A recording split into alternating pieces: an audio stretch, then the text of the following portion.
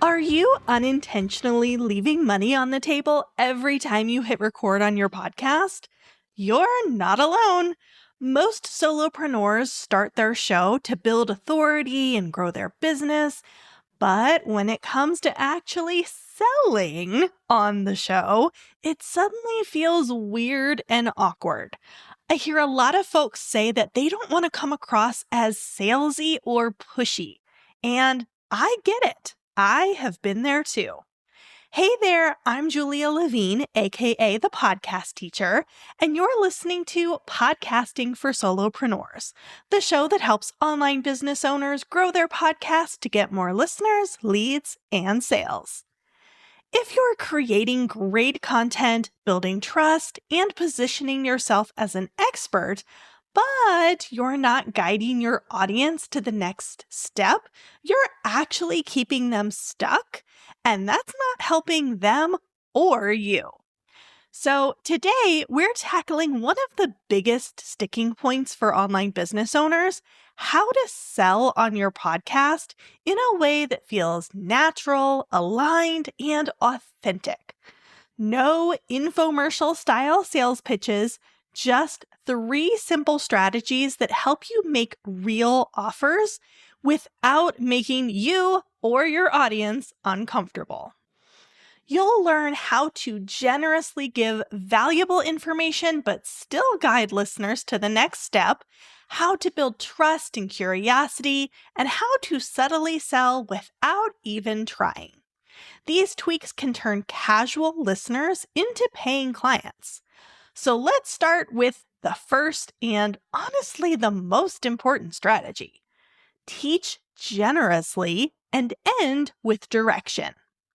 This strategy is all about giving value and inviting them to take the next step. When you teach generously and follow it up with a clear next step, you're not being pushy, you're being helpful. So give your audience value and light bulb moments for free in your episodes. That is what establishes you as an expert and helps build trust. Then offer your paid programs and services as a natural extension of that information. The key here is that you have to actually tell them about your offers. You can't expect them to go look at your website and discover them on their own. I find that most podcasters stop short. They teach amazing content, they drop great nuggets, and then they quietly wrap up the episode without ever inviting listeners to take the next step. And that is a huge missed opportunity.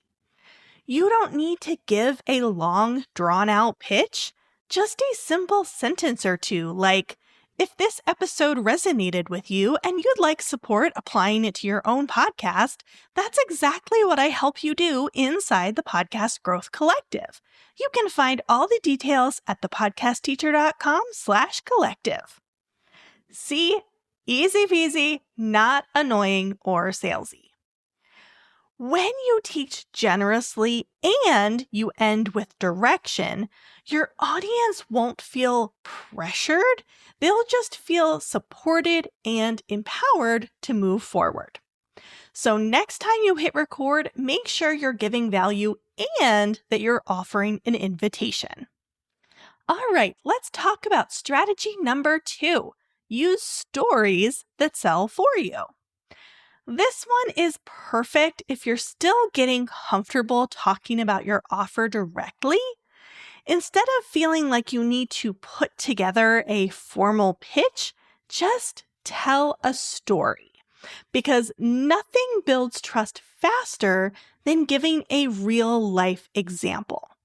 And when you share a transformation that someone experienced working with you, your audience sees what's possible, not just because you told them, but because they felt it. So let me give you an example. One of my students, Michelle, came to me feeling completely stuck. She had been podcasting for over a year, releasing episodes every single week, and yet there were crickets. Her downloads were flat, she wasn't getting a lot of engagement, and she had never booked a single client from her show.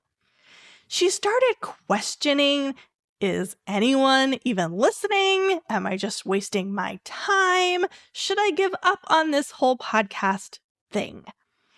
And so we worked together, and in just 3 months, we restructured her content strategy, aligned each episode with her offer, and built in subtle, natural selling cues, just like the ones that you are learning here on this episode today. And Michelle reported in our last meeting that she has gotten 2 new clients in the past month. Woohoo! So in me telling you that story, did I pitch my program? Not really, not directly. But did you see the result? Did the story sell the result that I'm offering? Absolutely. And that is the power of storytelling. So you don't need to rattle off the features of your program or describe your coaching package in great detail. Just highlighting someone's before and after and letting the transformation do the talking can work. This social proof is subtle and simple, and most importantly, it sticks. So ask yourself, what wins have your clients experienced lately? What before and after stories would inspire your audience? Because when your listeners hear a story they relate to, they start thinking, maybe that could be me. And that moment is when the real selling begins without it ever feeling like a pitch. And last but not least, strategy number 3 is to use testimonials and let someone else tell the story and do the selling for you. So if telling the story yourself feels a bit too awkward, you can have someone else do it for you. Capture an audio testimonial from a client and then play it on the podcast. Testimonials are incredibly powerful because they add that third-party credibility. It's not just you saying how awesome your program is, it's someone else saying it. When your audience hears someone else talking about how great your thing is, it doesn't feel like a pitch. It feels like a recommendation from a friend. It feels like proof of concept. This is subtle, authentic, and it makes a bigger impact than you probably realize. And that's because testimonials don't just show simply that your offer works. They show that people like your audience are seeing results. And so this strategy builds what is referred to as borrowed confidence. Your listeners might not believe in themselves yet, but when they hear someone else experience this and that person is similar to them, it kind of opens the door in their mind to the possibility for them to think, if this worked for her, maybe this could work for me too. So very similar to strategy number 2 in that sense, but when someone else tells the story, it removes the pressure, builds trust, and sells for you without you ever needing to say a word. So take stock of any existing testimonials or reach out to your current and past clients to ask for testimonials.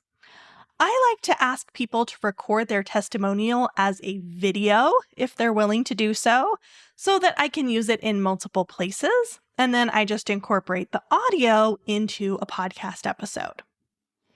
So use testimonials, tell stories, and teach generously while ending with direction in order to subtly sell on your podcast without feeling sleazy. These are sustainable strategies that let you stay true to your values and grow your business at the same time. And if you're ready to go deeper to optimize your podcast, to grow your audience, to convert more listeners into clients, then I'd love to invite you into the Podcast Growth Collective. Join us now at thepodcastteacher.com/collective. Until next time, happy podcasting.